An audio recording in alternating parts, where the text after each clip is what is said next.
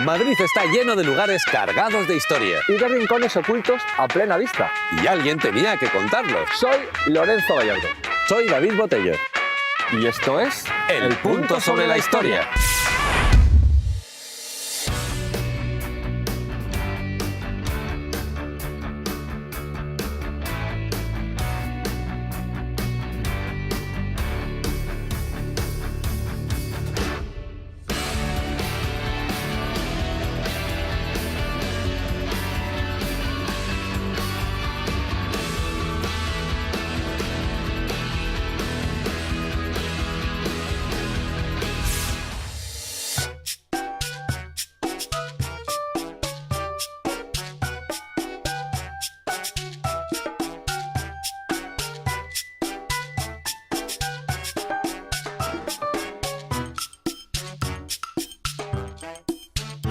Estamos en el Reina Sofía, el museo de arte contemporáneo más importante a este lado del, ¿qué te digo?, el Tecos, el Tigris, el Pisuerga. Bien, antes de ser museo fue hospital, el Hospital de San Carlos. En tiempos de Felipe II, todos los hospitales de Levilla y Corte se centralizaron aquí. En la remodelación del edificio que se hizo en 1980 aparecieron esqueletos y material médico de la época de Felipe II. Y lo más sorprendente de todo, cadenas y grilletes. Inevitablemente empezaron a aparecer poltergeist. Uy. O como aquello que os acordaréis de «¡Venid todos a la luz! ¡Sois todos bienvenidos!». Sabéis el rollito, ¿no? Los vigilantes jurados nocturnos juran y perjuran que veían pasear a 3 monjas por los pasillos del hospital. ¿Y a qué se debe todo esto? Pues precisamente a que durante la remodelación aparecieron 3 monjas momificadas que habían sido enterradas en la antigua capilla del hospital y que siguen enterradas en lo que hoy viene siendo la entrada principal del museo. Pero si el Reina Sofía es conocido por algo, es por otro de sus inquilinos. Una de las mejores obras de arte del mundo y un trocito de nuestra historia. El Guernica de Pablo Picasso, que llegó a España en 1981 desde el MoMA de Nueva York. Es el testimonio desgarrador del bombardeo del pueblo de Guernica durante la Guerra Civil por la aviación alemana. Para que os hagáis una idea, el comandante de la Legión Cóndor, que fue quien bombardeó Guernica, confesó años después que se había portado malamente, podríamos decir. Muy malamente. Y atención al dato, para curiosos, era primo hermano de Erich von Richthofen, el Barón Rojo, el legendario piloto de la Primera Guerra Mundial. Bien, os vamos a contar una cosa que pasó entre un oficial nazi y Pablo Picasso. Lo vamos a hacer en forma de una dramatización. Perdone, Henry Picasso, ¿es usted el que ha hecho esto? No, señor, ha sido usted de vosotros los nazis. ¡Chachán!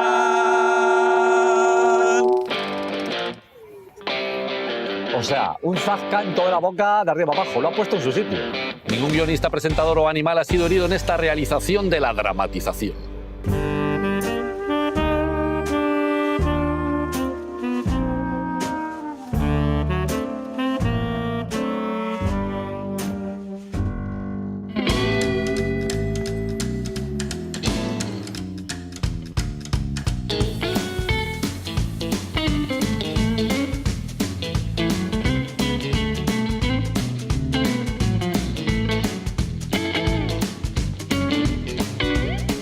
Estamos llegando a la Plaza de Lavapiés, donde nos espera nuestro amigo Carlos Osorio, uno de los grandes contadores de historias de Madrid.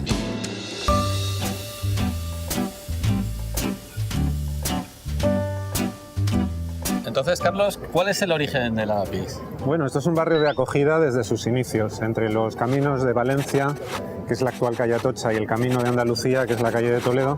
Se crea una barriada donde llega la gente que después de recorrer leguas y leguas de caminos polvorientos, para acceder a esas posadas como era el Mesón de Paredes y otras, lo primero que tenían que hacer era lavarse los pies. Pues aprovechaban un pilón que había por aquí y luego ya entraban con un poquito de dignidad a la ciudad. Se llamó los barrios bajos porque está en la bajada de Madrid hacia el río y también porque la gente que venía aquí venía pelada, venían a intentar labrarse un porvenir.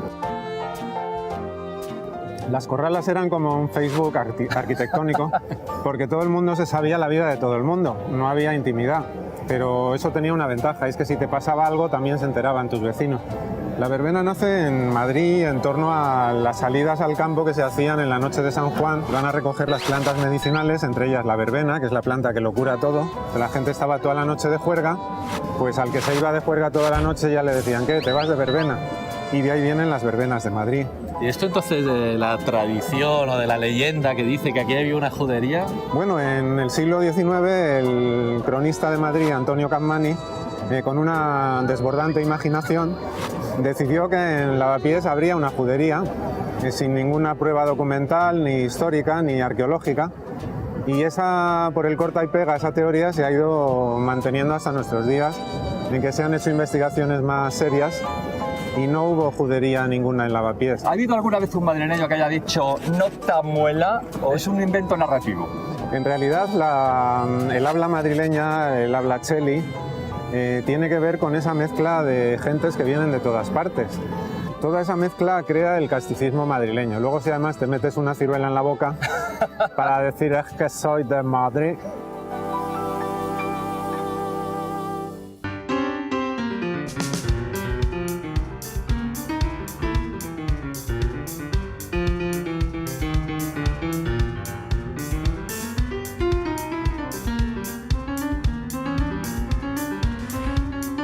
¿El asfalto debajo de nosotros deja de ser asfalto? Para convertirse en sangre fresca.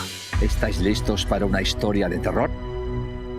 Pues estamos aquí con Charo, que es vecina de esta calle, la calle de la Cabeza, esquina calle Olivar. Charo, ¿usted no conoce la historia, la leyenda de la calle de la Cabeza? No mucho, algo. Lo que sí que conozco y te puedo decir, esto eran cuadras de donde guardaban los caballos de aquí del Palacete del Olivar. Todo lo que da la manzana de la hemeroteca, toda que da Magdalena, Olivar, Lavapiés, era el Palacete del Olivar. Vamos a contar a Charo por qué la calle de la Cabeza se llama la calle de la Cabeza. Vámonos a los tiempos de Felipe III. Sí. Un gentilhombre de la época tuvo el antojo de cenar una cabeza de carnero. Sí, Que yo no sé usted qué algo de opina, eso, como sí, cena, sí, como sí, cena es sí, mucha sí, cena, sí, sí. ¿no? Sí, para mí sí, porque yo no de dinero. Pues el caballero en cuestión compró la cabeza justo en el rastro y la metió debajo de la capa, sin darse cuenta Sí. de que tras él iba dejando un reguero de sangre. Un alguacil que le vio le dijo: ¡alto ahí! ¿Qué lleva usted debajo de la capa? El tipo dijo, pues una cabeza de carnero que voy a cenar. Allá cada uno con su dieta, ¿no? No nos metemos. Mostró la cabeza de carnero y descubrió, para su sorpresa y la de todos, que era la cabeza de un ser humano. Hasta ese momento desconocido. ¿Por qué había una cabeza de carnero en lugar de una cabeza humana? Os preguntaréis en casa y se preguntará Charo. Se lo ¿Por qué? pregunto. Porque, pues sí. Se supone, dice la leyenda, estamos en territorio resbaladizo de la leyenda, que fue un castigo divino, porque este gentilhombre años antes había cortado la cabeza de un rico sacerdote para robarle. La gentilhombre, lo que se dice gentilhombre no sería. No, no mucho. La justicia le detuvo y a modo de advertencia, como diciéndole para la próxima no lo haga, le ahorcó entero. O sea, no quedó ni una parte de él sin ahorcar. Felipe III, para que no se olvidara este horrible crimen, mandó esculpir una cabeza de carnero, la puso en una casa que podía ser esta, como podía ser cualquier otra, porque no se sabe muy bien dónde estaba la casa de la cabeza, y fue esa casa y ese crimen el que dio nombre a toda la calle, la calle de la Cabeza. La verdad que es que este barrio tiene mucha historia, porque es uno de los barrios más antiguos de Madrid, evidentemente. Esta historia es un punto.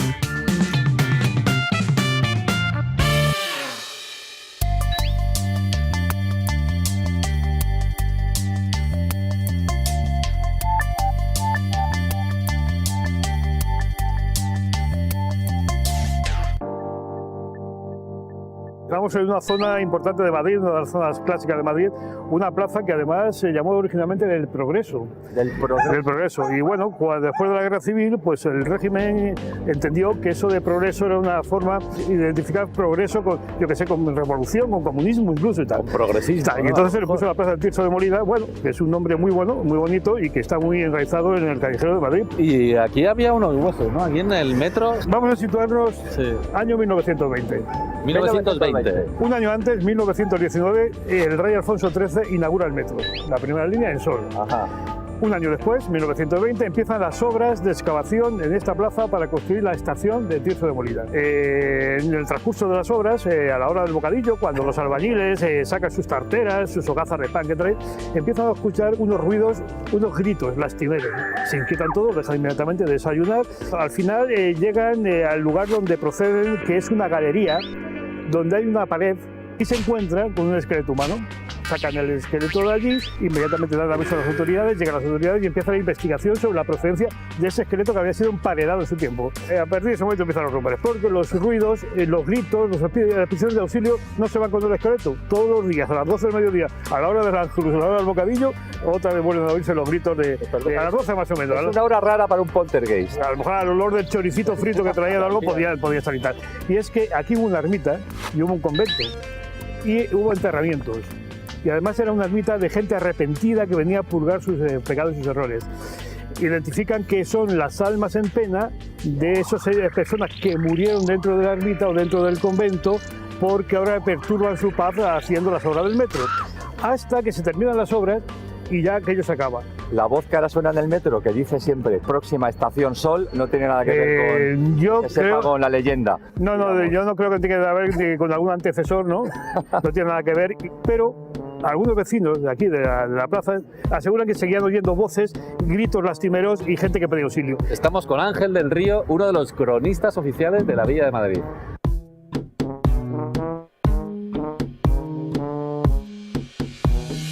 Perdone, nos han dicho que a veces se escuchan ruidos extraños aquí en esta plaza. No muy frecuente, pero cada cierto tiempo sí se escucha.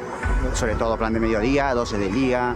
Yo al mediodía sí que escucho golpes y luego por las noches a las horas del cierre se escuchan como voces y gritos. Cuando se cierra, plan de 11, 12 de la noche, igual también. Si todo el mundo ya empieza a decir que según sales por la noche se oye ruidos así raros, supongo que será verdad. Yo no los he escuchado personalmente, pero puede ser, me lo han comentado. Me acabo de dar cuenta de que son exactamente las 12 del mediodía. Vamos a ver si es cierto y se oye algo.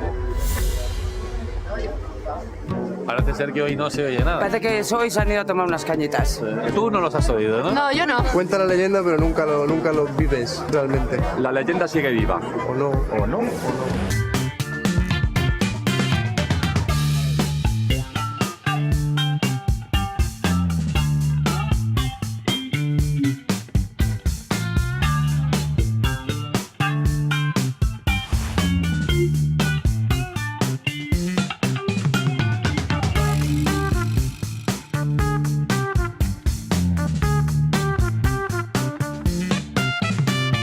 Estamos porque hemos venido en la Plaza de la Cebada. Aquí es donde antiguamente se aventaba la mies. ¿Qué? Ni idea de lo que estoy hablando. Yo os lo explico, que es que ya no sabemos nada de las cosas del campo. Aventar la mies es separar el grano de la paja. Estamos en una plaza en la que antiguamente había un mercado de cereales y de ahí su actual nombre, Plaza de la Cebada. También fue el escenario de un montón de ejecuciones. Por ejemplo, aquí se ejecutó a Luis Candelas, el bandolero, que terminó sus días diciendo «Adiós, patria mía, sé feliz». Y también fue el escenario de la ejecución del general Riego. ¿Quién era Riego? Os preguntaréis. Riego era un luchador en la Guerra de la Independencia contra los franceses. Y una vez que vino Fernando VII, este rey se olvidó de sus amigos y comenzó un reino de terror y venganza. Riego dijo «Fernando, Fernando, que se te ve el plumero». Y junto con otros amigotes generales dio una especie de golpe de estado y acabó con el gobierno de Fernando VII. El equipo de investigación del Punto sobre la Historia ha conseguido en exclusiva los WhatsApps que se cruzaron Riego y Fernando VII. Y que, como os podéis imaginar, son un documento absolutamente real. Onda, ¿qué hacen? Aquí rebelándome contra ti, bicho. ¿Qué entienden? Que te den a ti, eres un absolutista y acabo de vencerte. Jopeta. Acabamos de instaurar la Constitución Liberal de 1812. Te vamos a echar. No, espera, me trago lo que quieran. Bueno, pues si quieres, trágala, trágala. Vale, matemos francamente y yo el primero por la senda constitucional. ¡Hala! Queda inaugurado el trienio liberal. Hola, ¿qué hacen? Que te den. Oye, ¿qué te iba a decir? Que vienen los 100.000 hijos de San Luis a reponerme en el trono. ¿Todos son hijos del mismo, los 100.000? Pues sí que ha estado ocupado el tío. Acabamos de vencerlos. Vuelve el absolutismo. Queda instaurada la década minuta. Date por ahorcado y luego decapitado. Bueno, claro, al revés no puede ser. Pues sí, amigos, Fernando VII cumplió su amenaza. Trajeron aquí a Riego y aquí lo ahorcaron y luego lo decapitaron. Por ese orden, supongo. Y para rematar la faena, y esto es históricamente cierto, el mismo pueblo que 3 años antes le había aclamado, ahora acudía en masa para ver su ejecución. Se dice que al final estuvieron jugando al fútbol con su cabeza. No se ha conservado el acta del árbitro de este partido. Aunque suponemos que fue absolutistas 1, liberales 0.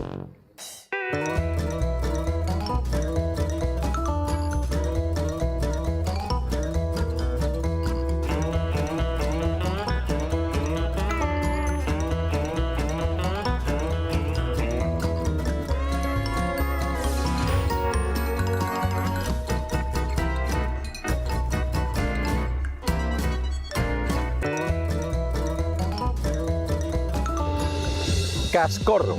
Un héroe que, a pesar de tener una estatua gigantesca y muy conocida en Madrid, no lo conoce nadie. Vamos a preguntar a los madrileños a ver quién sabe o qué se sabe de Cascorro. Pues espérate que me acuerdo del nombre. Yo no lo sé. No conoces. Estoy Kiri. Pues mira, vivo aquí y no lo sé. Pues yo qué sé quién es. No tengo ni idea. Lo cotidiano pasa desapercibido. No lo veo. Nicolás Salmerón. Es la plaza de Cascorro. ¿Cascorro? Cascorro, sí. Pero es Cascorro. ¿Tú crees que es Cascorro o qué? Yo creo que no. Héroe de Cascorro, el de la batalla. Sí, Cascorro estuvo en la Guerra Civil. Héroe de Filipinas, me parece que era. Héroe de Filipinas. Sí, sí. Es Eloy Gonzalo. Eloy Gonzalo. Eloy Gonzalo, efectivamente. Eloy Gonzalo es el señor de la estatua y Cascorro era un pequeño pueblo donde se desarrolló uno de los capítulos más interesantes de la Guerra de la Independencia de Cuba, donde Eloy Gonzalo fue el protagonista, el héroe. Eloy Gonzalo, el pobrecito mío, era un jovencito sin futuro, de inclusa, huérfano, sin familia. Mira, todos estos, los chavales, eran de matrimonio no lícitos generalmente, aunque lo dice también. Eloy Gonzalo, como usted bien dice, es un chico de la inclusa sin oportunidades. ¿Qué podía hacer un chico así? Pues ir al ejército. Pero hubo un momento en el que descubrió a un superior haciendo maniobras, digamos, con la novia. Joder, tío. Mira, yo nací en el 41 y esas cosas, esas inmoralidades No se contaban. No se contaban, Claro. no las solíamos, pero... Claro, deje que le cuente, claro. Que cuando pilló al superior jugando con su novia, le dijo 4 palabras y ¿qué pasó? A la cárcel. Como era un delito insultar a un Bueno, superior, ya ves. acabó en la cárcel. Y entonces Cuba va y proclama su independencia. Así que España tiene que mandar tropas. ¿Y qué hace Eloy Gonzalo? Pues dice, yo quiero ir para allá. Se presenta voluntario, le cogen y le mandan a Cascorro, precisamente. Cascorro es un pueblecito de Cuba que tiene 700 habitantes y tiene 170 españoles, la mitad enfermos de malaria.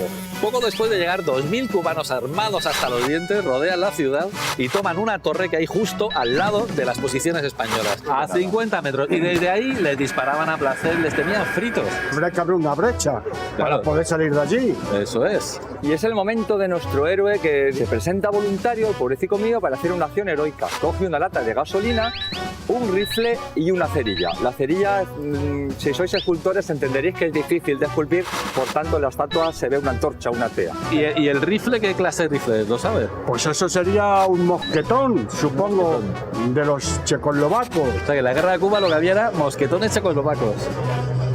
Pues eso ya no lo sé. Ah, bueno, no sé.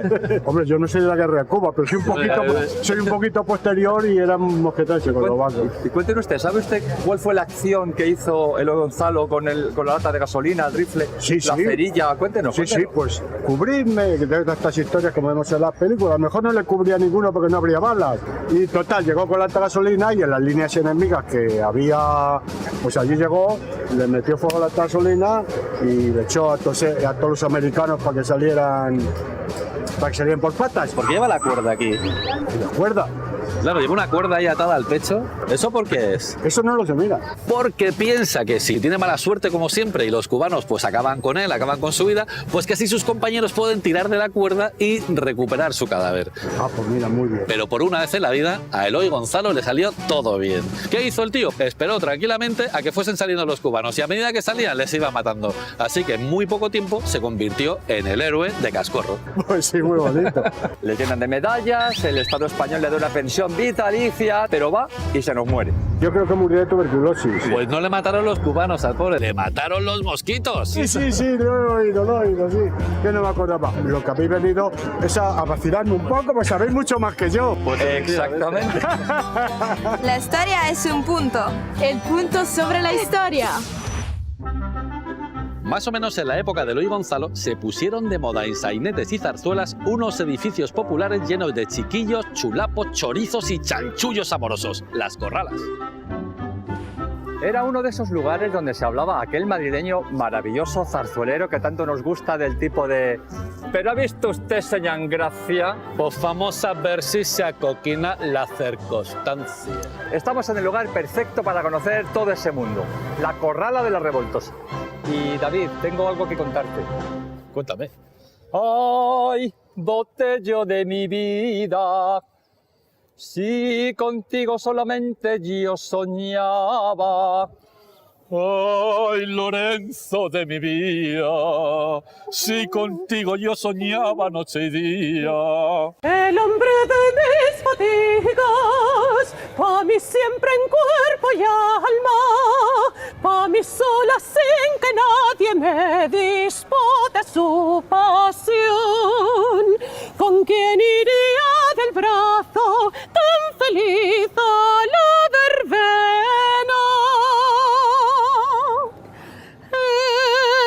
Eres tú porque te quiero, chulo de mi corazón. Pom, pom, sí señor, sí señor.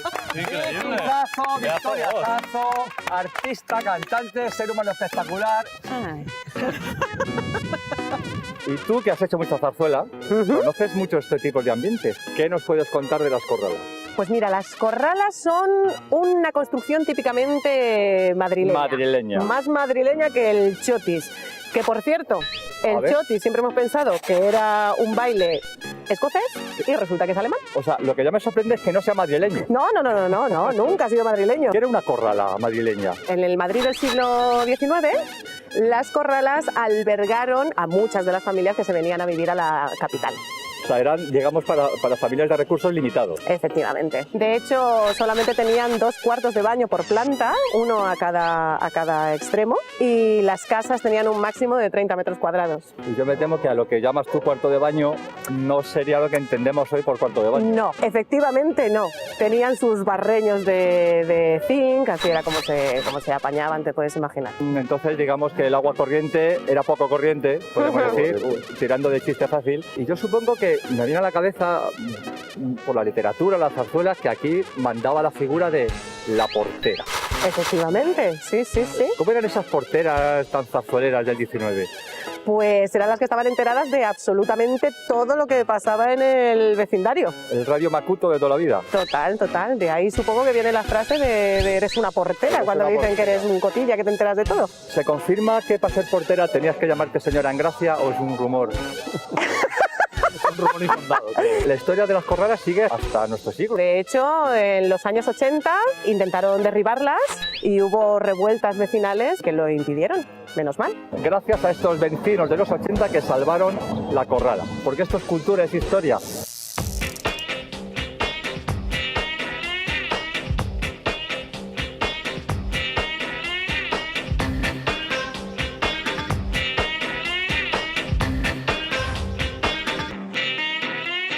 Hoy es nuestro día de suerte. Nos hemos encontrado con Isasa Weiss, que es bloguera, autora de éxito y una mujer excepcional y guapísima. Bueno, muchas gracias. La hemos cogido de conejillo de indias porque queremos explicarte en qué consiste el siglo XIX español a través de la Puerta de Toledo. La historia en general avanza, un evento lleva a otro, que lleva a otro, que lleva a otro, ¿no?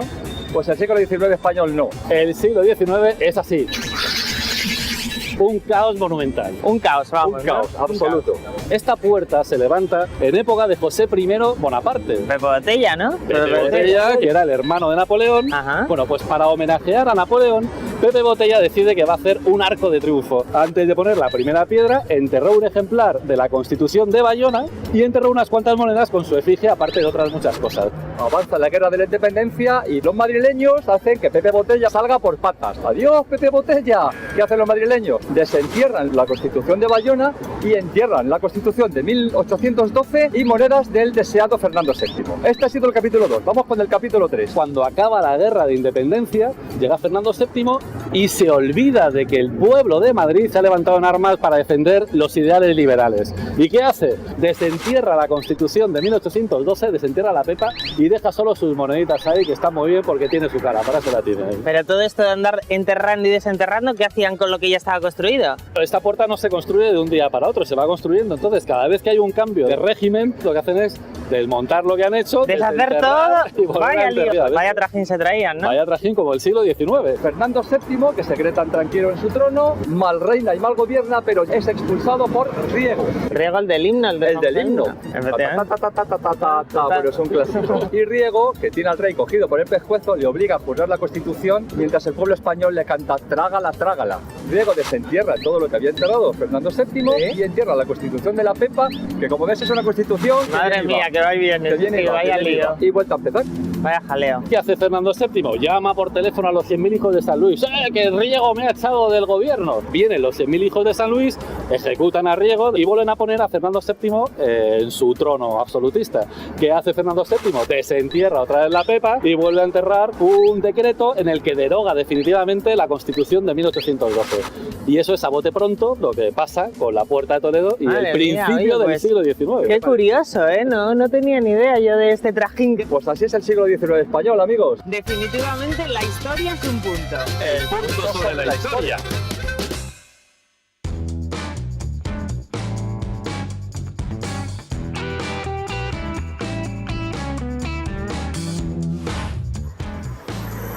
San Francisco el Grande. No siempre ha sido grande, pero siempre ha sido San Francisco. Según la tradición, el mismísimo San Francisco pasó por aquí y aprovechó el viajecito para fundar un convento hace la friolera de 800 años.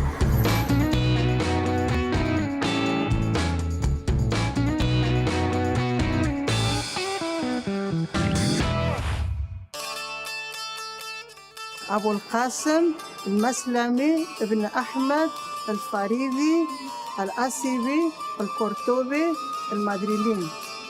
De todo este nombre que habéis escuchado, quedaos con el final, Almairiki, que significa el madrileño, nada menos. Bien, para hablarnos de este personajón, que lo vais a flipar, tenemos a nuestro maestro, arqueólogo, historiador, director de la revista Despertaferro Antigua y Medieval, Eduardo Cabana. Amigo, muchas gracias por venir. Muchas gracias. Fue célebre en su época, siglo X, hasta el punto de que de hecho fue conocido como el Euclides andalusí o el Euclides español. El Euclides español. O sea que estamos hablando de hace más de 1000 años que ya había constancia documental del primer madrileño. Nació en Madrid, efectivamente, pero relativamente joven acudió a Córdoba, que era el centro del poder político en esa época. Estamos hablando del Califato de Córdoba y que además en el siglo X la propia ciudad de Córdoba se convirtió en una especie de centro cultural de primer orden, de modo que se convirtió en una especie de imán para toda una serie de científicos que concurrían a la ciudad de Córdoba, y uno de ellos era precisamente Almairiti. Despuntando entre los científicos califates un madrileño. Sí, probablemente el más importante del periodo, que además fue capaz de generar una escuela de investigación científica, fundamentalmente en astronomía. Y esta escuela tuvo una enorme importancia en los siglos venideros. ¿Nos parece curioso que el primer madrileño no haya sido un fiestero, ¿qué te digo yo? Un verbenero. Un verbenero. Y haya sido un matemático, astrólogo y astrónomo. La diferencia entre astrología y astronomía... En esa época prácticamente indistinguibles. Hoy lo describiríamos como un astrónomo, es decir, como un científico puro.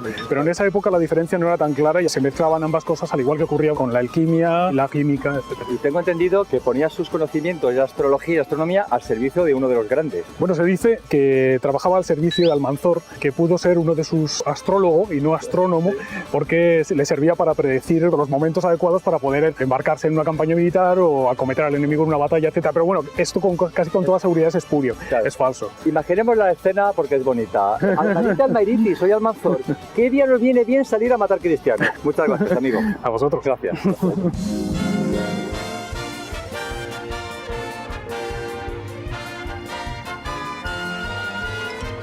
Alguien dijo de Madrid al cielo pasando por el viaducto, porque desde que se construyó, este ha sido el pasaporte para la vida eterna. Cada salto tiene su historia, pero vamos a hablaros concretamente de uno que pasó en tiempos de Alfonso XII. Atención a la historia. Una chica de familia bien se enamora de un apuesto pero humilde aprendiz de zapatero. No me digas que no es un argumento de zarzuela. Como en toda buena zarzuela, la familia bien de la chica bien le prohíbe casarse con el zapatero. ¿Qué hace entonces la chica desesperada por no poder consumar su amor desgraciado? Se viene a lo alto del viaducto. Si fuera una zarzuela, la chica diría: saltando, dejo mi amor. Ahí lo dejo. Bueno, entonces nuestra protagonista se lanzó al vacío, se arrojó desde lo alto del viaducto con tanta fortuna que su vestido hizo una especie de paracaídas y amortiguó la caída. Milagro madrileño. Solo se rompió un tobillo. Insisto, en la zarzuela cantaría: todavía me maravillo, solo me roto un tobillo. ¿Qué pasó entonces? La familia bien de la niña bien dijo: Dios mío, esto ha sido un milagro, y entonces interpretó este milagro permitiendo que nuestra protagonista se casase con su humilde zapatero, y fueron felices y comieron perdices. Parece que la relación duró muchos años, porque aquella joven murió muchos años después al dar a luz a su 14º hijo. No te digo nada. 14 hijos, 14.